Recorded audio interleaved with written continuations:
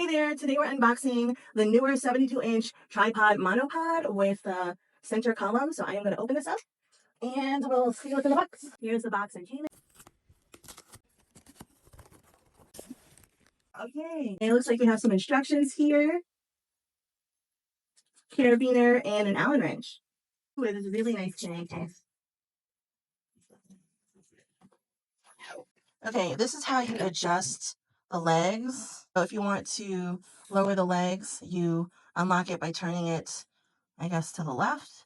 And then if you want to lock it, yeah, you turn it to the right. And same thing for the other ones. Yeah, I'm just going to open it up and so that we can take a look at it and see what it's like open. It comes with this carabiner, and if you have a heavy rig on top of your tripod, you can put this onto this loop right here and hang a sandbag off of it to help keep your camera stable.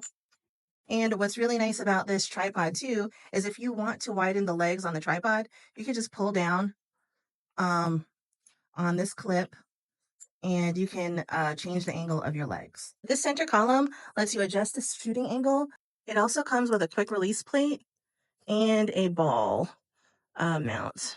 It lets you really adjust your angle and make sure your shots are how you want it. If you want to set this up for overhead shots, this is how you do it. You have to loosen this center pole knob and make sure it's loose.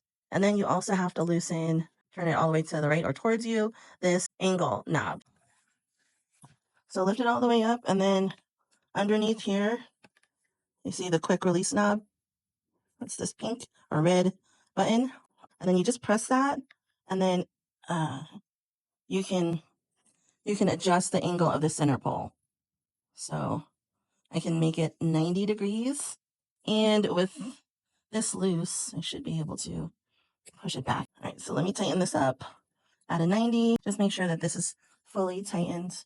And then you can adjust, and you'll be able to do overhead product shots or POV shots with your camera attached.